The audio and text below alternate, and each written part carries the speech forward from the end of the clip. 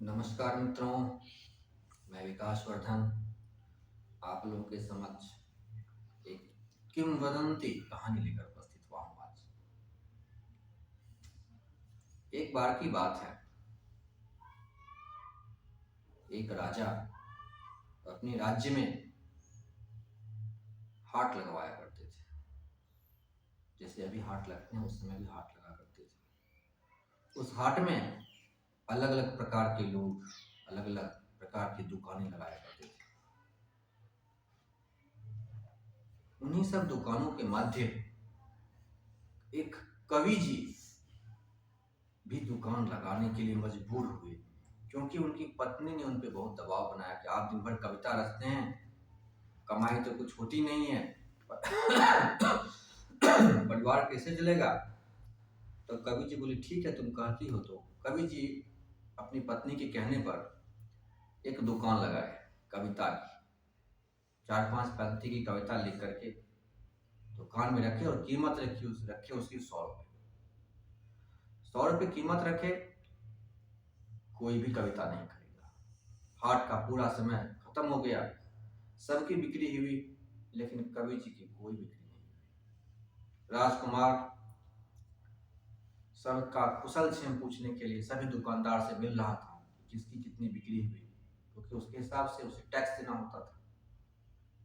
सरकार के खजाने में बिक्री के हिसाब से टैक्स जमा करना होता था। तो ये पता करने के लिए घूम रहे थे कि किसकी कितनी बिक्री हुई। कवि जी ने कहा हमारी तो कोई बिक्री नहीं हुई, ये रही मेरी कविता रखी हुई है, बिकी ही नहीं। 100 रुपये हमने कीमत रखी थी, एक भी नहीं बिकी, मैं तो खाली हाथ जा रहा हूँ। जो पैसे हमने लगाए थे हाट लगाने में दुकान के लिए, वो भी मुझे मिला नहीं, उतना भी मुझे ऊपर नहीं हो पाया। तो उस राजकुमार ने कहा कि ठीक है, अगर ऐसी बात है तो मैं आपकी कविता खरीद लेता हूँ। ऐसा कह करके 100 रुपये राजकुमार ने कवि जी को दिए और वो कविता की जो पर्ची थी वो खरीद ली। इस बात पर मंत्री बहुत नाराज हुआ कि जनता के टैक्स के पैसे को, कर के पैसे को राजकुमार ने एक कवि जी की कविता खरीदने में नष्ट कर दिया। इस प्रकार से जाकर के उसने राजा को कहा और राजा को इतना गुस्सा दिलाया कि राजा ने राजकुमार को अपने ही पुत्र को देश से निष्कासित करने का हुक्म दे दिया। अब कविता की जो पंक्तियां थी, उसके जो अर्थ थे, वह मैं आप लोगों के साथ शेयर करता हूँ। कविता की जो पंक्ति थी वह इस प्रकार से थी कि विपरीत परिस्थिति में पिता साथ नहीं देते, परिस्थिति अनुकूल होने पर पिता साथ देते हैं, लेकिन माता हर हाल में पुत्र के साथ होती है। बहन विपरीत परिस्थिति में साथ नहीं देती, लेकिन मित्र सदैव साथ देता है। परिस्थिति अगर विपरीत हो तो पत्नी साथ नहीं देती है, पत्नी साथ छोड़ देती है। और अगर जगह अनजान हो तो वहां पे हमें सावधान रहना चाहिए, वहां पे निश्चिंत नहीं होना चाहिए। इस प्रकार की 5-6 बातें कविता में लिखी हुई थी। तो राजकुमार ने कविता की सारी पंक्तियां पढ़ ली थी, देख लिया, पिता ने निष्कासित कर दिया। सोचा कि माता के पास जाता हूँ कि कविता के हिसाब से तो माता तो हर हाल में पुत्र के साथ होती है। जाकर अपनी माता से मिला। माँ बोली तुम्हारे पिताजी तो राजहठी हैं, राजहट में उन्होंने तुम्हें देश से निष्कासित किया, इसमें मैं तो कुछ नहीं कर सकती। हाँ, मैं तुम्हें रास्ते में खाने के लिए कुछ रोटियां बनाकर दे देती हूँ। उनकी माता ने मक्के की मोटी मोटी रोटियां बनाकर दी, उन्हें खाने के लिए दे दी। और राजकुमार देश से निकलने लगा। उनकी पत्नी भी साथ नहीं हुई, पत्नी राजमहल में ही रुक गई, क्योंकि पत्नी का मंत्री के साथ कुछ संबंध थे। राजकुमार अकेले निकल गया। उस विपरीत परिस्थिति में पत्नी साथ नहीं दी। तो 2 बातें तो उनकी प्रमाणित हो गई कि माता हर हाल में साथ देती है और पत्नी विपरीत परिस्थिति में पीछे हट जाती है। फिर चले वो तीसरी पंक्ति के परीक्षण के लिए गए अपने बहन के यहाँ। बहन ने उन्हें एक अस्तबल में ठहराया, पहचानने से भी इनकार किया। और जो एक अस्तबल कर्मी को खाना दिया जाता है, एक दासी के द्वारा वो खाना भिजवाया। राजकुमार समझ गया कि कवि जी की ये तीसरी पंक्ति भी सही है, जो खाना भिजवाया दासी के द्वारा, उसी अस्तबल में गड्ढा खोद करके वहीं पे उसे गाड़ कर राजकुमार वहां से निकल पड़ा। उसके बाद उसने देखा कि उसकी पत्नी मंत्री के साथ कहीं जा रही थी सामान लेकर। तब तक कई महीने बीत चुके थे। राजकुमार की हालत अच्छी नहीं थी, कपड़े पुराने हो चुके थे, दाढ़ी बाल सब बड़े बड़े हो गए थे। उसने देखा कि यह सामान लेकर जा रही है, क्यों ना हम कुली का काम करके कुछ पैसे कमा लें। तब तक राजकुमार ने चेक नहीं किया था कि उसकी रोटी में क्या रखा है। इन सब बातों को उसने चेक नहीं किया। गया, देखा कि वही मंत्री है, लेकिन मंत्री और उसकी पत्नी उसके उस हालात में पहचान नहीं पाए कि यह राजकुमार है। राजकुमार ने कहा कि मैं आपका सामान जहां आप जाना चाहते हैं मैं पहुंचा देता हूं। तो मंत्री ने कहा ठीक है। सामान माथे पे लिया और जहां पहुंचाना था वहां पहुंचा दिया। उसके बाद रास्ते में राजकुमारी के पांव किसी चीज में फंस गए और उनकी जो पायल थी वो खुल गई। और पायल का लॉक इस प्रकार का था कि वह सिर्फ राजकुमार जानता था, या तो जिस जौहरी ने बनाए थे उसे पता था। मंत्री ने बहुत कोशिश करी कि उस लॉक को मैं लगा दूं, लेकिन मंत्री लगा नहीं पाया उस लॉक को। राजकुमार ने कहा कि मैं प्रयास करूं। तो मंत्री ने कहा कि ठीक है। मंत्री ने दिया और उसने ठीक करके दे दिया। मंत्री जा करके दिया, उसकी पत्नी को लॉक ठीक हो गया। तो उसकी पत्नी ने कहा कि आपने किससे ठीक करवाया? बोला उसी कुली से जो भी कपड़े अपना सामान पहुंचा कर गया था। तो फिर उसकी पत्नी ने कहा कि इसका लॉक तो दो ही व्यक्ति जान सकता है, या तो मेरे पति या तो जो जौहरी है इसे बनाने वाला वो। इसके सिवाय तीसरा तो इसका लॉक कोई जानता ही नहीं था। निश्चित रूप से वो मेरे पति थे। तभी इसी बीच राजकुमार ने सोचा कि अब हम अगली पंक्ति की परीक्षा करें। अगली पंक्ति थी कि विपरीत परिस्थिति में मित्र साथ देता है। फिर वो चले गए अपने मित्र के यहाँ। मित्र के यहाँ गए, मित्र ने बहुत आवभगत की, अच्छे अच्छे कपड़े पहनने के लिए दिए, बाल कटवाए, दाढ़ी बनवाई, बिल्कुल अच्छे ढंग से अच्छे कमरे में सुविधा के साथ रखा। बोला जब तक तुम्हारा समय विपरीत है तब तक तुम यही रहो निश्चिंत से, कोई दिक्कत नहीं होगी। वहीं पे रहने लगे।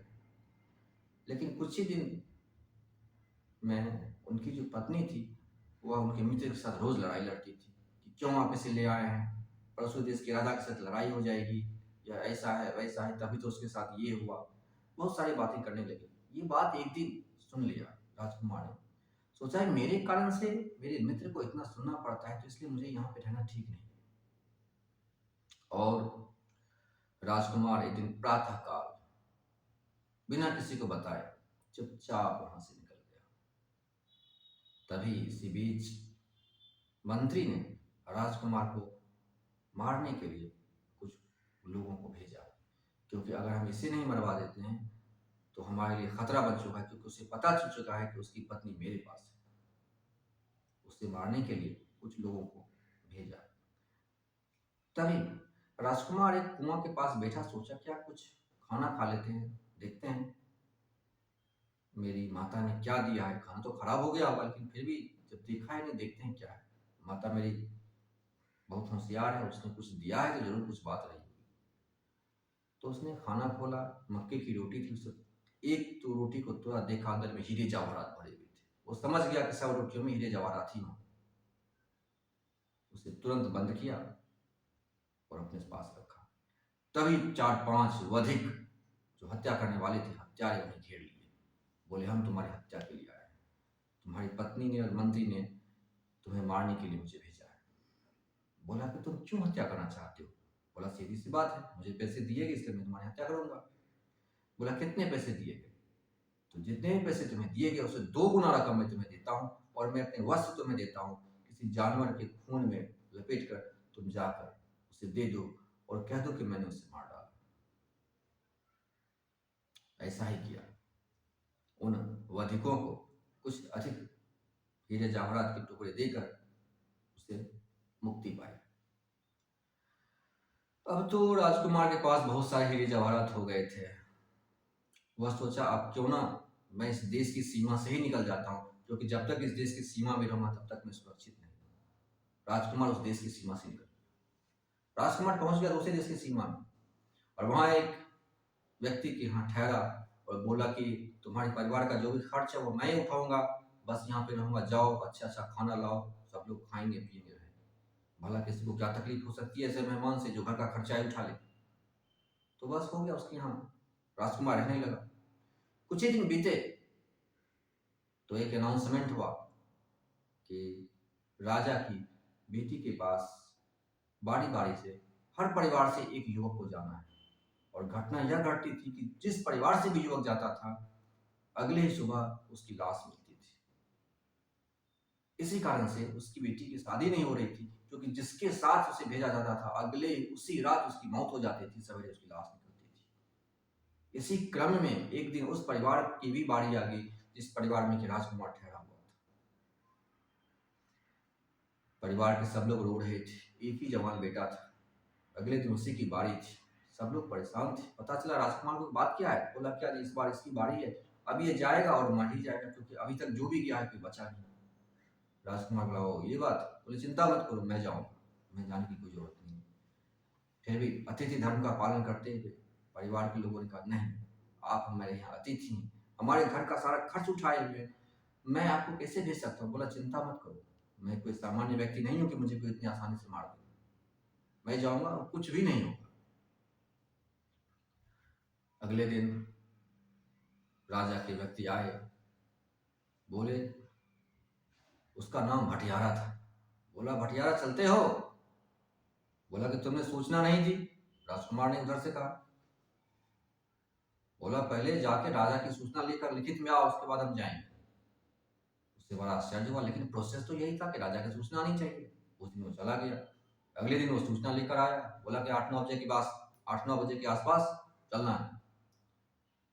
बोला कि पत्र में 8-9 बजे, ये कौन सा टाइम है, 8 बजे या 9 बजे, स्पष्ट करके लिख के लाओ, ये पत्र नहीं चलेगा, जाओ फिर से पत्र लिख कर आना। इस प्रकार से किसी न किसी बहाने से करते करते उसने 3-4 दिन 5 दिन लगा दिए। उधर राजा समझ गया, क्योंकि ये किसी सामान्य व्यक्ति के बस की बात नहीं है कि पत्र की त्रुटियों को निकाले और पत्र को निरस्त कर दे। वह समझ गया कोई न कोई असाधारण व्यक्ति है, क्योंकि भटियारा के परिवार में इतना पढ़ा लिखा इतना योग्य व्यक्ति हो ही नहीं सकता कोई दूसरा व्यक्ति है। राजा को संदेह हो, फिर भी करता क्या, प्रॉपरली एकदम पत्र लिख करके राजा ने भिजवाया और ठीक समय पर उसने रथ भिजवाया। तब जाकर राजकुमार उस रथ पर सवार होकर पहुंचा। रात्रि का भोजन हुआ, उसके बाद उसकी बेटी के साथ उसे भेजा गया, कमरे में गया। कमरे में जाते ही उसे कवि जी की पंक्ति याद आई कि अनजान जगह पे रहना सावधान। उसके बाद दोनों का बिस्तर अलग अलग लगा हुआ था। राजकुमार ने सोचा कि खाना मीठा और ठंडा खाना, इतना अच्छा खाना खाया और नींद आ रही है बहुत तेज। तो उसने अपने पास एक कटाई निकाली और अपना फिंगर थोड़ा सा काट लिया, और उस कटे हुए फिंगर पे थोड़ी सी मिर्च का पाउडर लगवाया, ताकि काफी जलन होती रहे और उस जलन के कारण उससे नींद ना आए। जैसे ही जलन कम हो फिर थोड़ा सा काट करके फिर उसके ऊपर मिर्च का पाउडर लगाया, ताकि जलन होती रहे और जलन से नींद आए। पूरी रात वह यह योजना बनाया कि पूरी रात सोना तो नहीं, क्योंकि अगर हम सो गए तो सवेरे हमारी भी लाश निकलेगी। इस प्रकार से राजकुमार जगने का जुगाड़ किया कि किसी तरह से जगा रहा जाए। उसके बाद बातचीत हुई बेटी के साथ, राजकुमारी के साथ। उन्होंने चौसर खेला, चौसर खेलने के बाद खाना पीना खाया, फिर सो गए। राजकुमारी भी सो गई, और लेकिन राजकुमार जगा हुआ और वह सोया नहीं, क्योंकि पता नहीं क्या खतरा आ जाए। तभी राजकुमार के बिस्तर से एक सर्प निकला। उसे देखकर फन जोड़ा काटने के लिए राजकुमार मुस्कुराया, बोला अरे इतनी छोटी सी समस्या, बस इसी में सारे लोग मारे जा रहे थे। उसने अपनी कटाई निकाली और मूली गाजर थे, एक पल में सांप को काट के गिरा दिया नीचे। तभी जगाया राजकुमारी को, बोला जागो जागो, ये छोटी सी समस्या थी, एक सर्प यहाँ बेड में घुसा हुआ था, यही सबको काट रहा था, तुमने ध्यान नहीं दिया, ना जाने कितने युवक मारे गए, ये रहा सर्प मरा हुआ, कोई खतरा नहीं। उसके बाद फिर राजकुमारी जगी, फिर चौसर खेल रहे थे, फिर आगे और भी लंबा खेला। फिर उसके बाद जब प्रातः काल हुई 3-4 बजे, तो हर बार की तरह द्वारपाल आया, गेट खटखटाया। उसने सोचा क्या जब राजकुमारी निकलेगी, लेकिन उल्टा हुआ क्या, इस बार राजकुमार गया और गेट दरवाजा खोला, देखा तो राजकुमार जीवित। बाहर वाले राजा को सबको बड़ा हर्ष हुआ कि भाई राजा राजकुमार तो जीवित है, इस बार मरा ही नहीं। तो अंदर आके पूछे बात क्या है, जीवित कैसे बचे? बोले अरे कुछ बात नहीं थी, यहाँ एक सांप छुपा हुआ था बेड में, वह निकलता था वही सांप काट लेता था। बस वो जैसे ही निकला, मैं तो सतर्क था, देखो मैंने अपनी फिंगर काट रखी है, यहाँ पे मैं मसाले लगा कर रखता था मिर्च के, ताकि मुझे नींद ना आए, क्योंकि अगर मैं सो जाता तो ये सांप मुझे भी काट लेता। इसलिए मैं जगा हुआ था, जैसे ही सांप निकला मैं समझ गया कि यही कारण है, मैंने सांप को तुरंत काट कर गिरा दिया। वो रहा सांप, इसी कारण से सब लोग मारे जा रहे थे। राजा बहुत खुश हुआ और उसी अपनी बेटी के साथ उस राजकुमार की शादी करवा दी और एक बहुत बड़ा राज्य दे दिया। और वह राज्य उसके पिता के राज्य से भी बड़ा था। उसके बाद फिर वह राजकुमार अपनी पत्नी के साथ अपनी बहन के यहाँ गया। इस बार बहन ने बड़ा स्वागत सत्कार किया। तो फिर बहन को कहा कि देखो बहन, जब मैं विपरीत परिस्थिति में था तब तुमने मेरा साथ नहीं दिया, आज मैं राजा हूँ तो आज तुम इतना सम्मान कर रही हो, उस दिन जो तुमने खाना दिया था जाकर चेक करो, अस्तबल में वो खाना उसी स्थान पर मैंने गाड़ दिया है, अभी भी वो खाना वहीं होगा। बहन बहुत शर्मिंदा हुई, क्षमा मांगी। खैर इन सब बातों के बाद राजकुमार वहां से आगे बढ़ा, अपने मित्र के यहाँ पहुंचा। अपने मित्र के यहाँ पहुंचा, मित्र को धन्यवाद दिया कि विपरीत परिस्थिति में तुमने मेरा साथ दिया, बहुत बहुत धन्यवाद। फिर वहां से अपनी सेना लेकर के अपने पिता के राज्य की तरफ बढ़ा, लेकिन सारे झंडे बदलवा दिए। सेना के झंडे बदलवा दिए। कौन सा झंडा लगा दिया? जो उसके पिता का झंडा था। पिता का झंडा लगवा करके अपने उसकी तरफ बढ़ा, अपने राज्य की तरफ। तो उनके पिता के जो गुप्तचर थे वो जाकर सूचना दिए कि देखिए बहुत बड़ी सेना हमारे राज्य की तरफ आ रही है, लेकिन झंडा अपने ही देश का है, ऐसा कैसे हो सकता है? तो उसके पिता समझ गए, बोले तुम समझे नहीं, वह कोई और नहीं, वो मेरा ही पुत्र है और कोई नहीं हो सकता जो अपने ही इसी राज्य का झंडा लेकर के अपने देश की तरफ आए। उसके पिताजी पूरे स्वागत सत्कार के लिए खड़े हुए और जो राजकीय सम्मान के साथ पुत्र को अपने राज्य में आगमन कराया, स्वागत किया। तभी राजकुमार को कवि जी की वो पंक्ति भी चरितार्थ हुई कि परिस्थिति जब अनुकूल होती है तो पिता भी पक्ष में खड़े होते हैं। इस प्रकार से वह आया, फिर पता लगाया उसकी पत्नी कहाँ है। पत्नी को और जो मंत्री था, जिस मंत्री के साथ उनकी पत्नी चली गई थी, उस दोनों को उसने मृत्यु दंड दिया। इस प्रकार से कहानी की यहीं पे खत्म होती है। आगे कहानी और भी चली है, लेकिन कहानी यहाँ पे कंक्लूड होती है। तो इस प्रकार से कवि जी की जो 4 पंक्तियां थी, वह 4 पंक्तियों ने राजकुमार के जीवन में कितना बड़ा भूचाल ला दिया, यह इस कहानी के माध्यम से अभिव्यक्त होती है। आशा करता हूँ मित्रों कहानी आपको पसंद आई होगी। कहानी पसंद आए चैनल को सब्सक्राइब करें, लाइक करें और अपने मित्रों के साथ शेयर करें। बहुत बहुत धन्यवाद।